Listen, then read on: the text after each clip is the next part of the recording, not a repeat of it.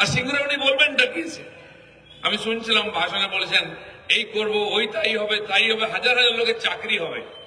15 বছর হয়ে গেল, এখনো হবে হবে হবে, কবে হবে? আপনি তো দিদি থেকে দিদিমা হয়ে গেলেন, যাওয়ার সময় হলো। 15 বছর অনেক সহ্য করেছি আমরা, এবার হে ঠাকুর এ বিদায় করে আর পাচ্ছি না। স্কুলে যখন এসে তারা প্রতিবাদ করছেন, টিএমসির নেতারা তাকে ধমকাচ্ছে, তার ভিডিও দেখে নিন। বাচ্চারা লাইন দিয়ে দাঁড়িয়ে গেছে, গাড়িতে উঠছে, আর বাবা মারা ধমকাচ্ছে তাদেরকে, বাবা মাদেরকে নেতারা ধমকাচ্ছে, গেছে তো কি হয়ে গেছে। আজ এর আগে আমরা শুনতাম আইসিডিএস এর কর্মীরা মিটিং আসতেন, আশা কর্মীরা আসতেন, তারপরে লক্ষ্মীর ভান্ডার যারা পেয়েছেন সেই মহিলাদের নিয়ে আসা হতো। এখন স্কুলের বাচ্চাদের আনতে হচ্ছে টিএমসির সভা ভরাবার জন্য। মমতা ব্যানার্জির ভাষণ শোনার জন্য কেউ আসতে চায় না, এত মিথ্যা কথা বলেন সেটা কেউ শুনতে যায় না, তার পার্টির লোকেরাও যাচ্ছে না। আর সিঙ্গুরে উনি বলবেনটা কি? আমি শুনছিলাম ভাষণে বলেছেন এই করব, ওই তাই হবে, হাজার হাজার লোকের চাকরি হবে। 15 বছর হয়ে গেল, এখনো হবে হবে হবে, কবে হবে? আপনি তো দিদি থেকে দিদিমা হয়ে গেলেন, যাওয়ার সময় হলো। 15 বছর অনেক সহ্য করেছি আমরা, এবার হে ঠাকুর এ বিদায় করে আর পাচ্ছি না। এখনো বলছে হবে, অপেক্ষা করুন, হাজার হাজার লোকের চাকরি হবে। আরে যে ছেলে মেয়েরা চাকরি পড়াশোনা করলো, যারা জমি দিল, তাদের তো দিন আগে চাকরি।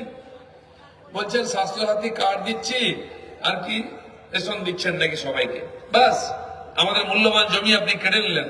না কারখানা হলো, না চাকরি হলো, না ব্যবসা হলো, রেশন দিচ্ছেন আপনি। আরে মোদী তো 81 কোটি লোককে 5.5 বছর ধরে রেশন দিচ্ছেন, আপনি কি দেবেন? আপনার ভাইরা সে রেশন খেয়ে নিচ্ছে। ডাল কেউ পেয়েছেন আজ পর্যন্ত? পেয়েছেন? সারা দেশে আপনারা তো অনেকেরই বাড়ি আছে বিহার ইউপিতে, জিজ্ঞেস করুন, চাল ডাল গম সবই পাওয়া যায়। আমাদের এখানে শুধু চাল পাওয়া যায়, এখন নাকি একটু আটা দিচ্ছেন। ডালটা কোথায় গেল? হ্যাঁ, যে খেয়েছে সে জেলের ভাত খাচ্ছিল, জ্যোতিপ্রিয় মল্লিক 2 বছর জেলের ভাত খেয়ে বাড়ি ফিরলো, আমাদের ডাল খেয়ে নিচে বলে লুট চলছে। তো আপনার মিথ্যা কথা শুনতে কে আসবে? আমি দেখলাম ওখানে উনি কবিতাও পড়লেন। হেলিকপ্টার করে গঙ্গাসাগর যাচ্ছিলেন, তখন মাথায় এসে কবিতা লিখে ফেলেছে এসআইআর নিয়ে আর কি নিয়ে। আগে যে কয়েকটা কবিতার বই বেরিয়েছে সেগুলো মাঝে মধ্যে বলতেন, সে কবিতাগুলো বলা হয়েছে স্কুলে পড়াতে হবে, লাইব্রেরিতে দিয়েছে। যেদিন থেকে ওনার বইগুলো স্কুলে পড়ানো শুরু হলো, সেদিন থেকে ছেলে মেয়েরা বাংলা পড়া ছেড়ে দিল, বাংলা স্কুল উঠে গেল। মমতা ব্যানার্জির কবিতা পড়ার ভয়ে বাচ্চারা স্কুলে বাংলা পড়ে না, বলে না ইংলিশ মিডিয়াম পড়বে। এই অবস্থা হয়েছে। বাংলা ভাষা, বাংলা সংস্কৃতি, শিল্প, সাহিত্য, স্বাস্থ্য, সংস্কৃতি, খেলাধুলা সব খেয়ে ফেলেছেন। তো আমাদের এখানে যে ঘটনা ঘটেছে এবং যে এসআইআর হচ্ছে, এসআইআর নিয়ে আমরা সবাই চিন্তিত। হাজার হাজার লোকের কাছে নোটিশ এসছে, নামে ভুল, বাবার নামে ভুল, কিছু একটা ভুল। যাদের নোটিশ আসা উচিত ছিল তার কাছে সব এসছে কিনা তার বিরুদ্ধে কমপ্লেনই করতে দিচ্ছে না।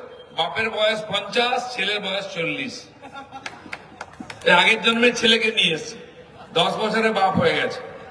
শুধু তাই নয়, অনেকের চিন্তা ছিল, কারো হয়তো সন্তান হয়নি, কারো তো একটা মেয়ে বিয়ে দিয়ে দিচ্ছেন, ছেলে নাই, খুব চিন্তা ছিল ছেলে একটা হলে ভালো হতো বুড়ো বয়সে।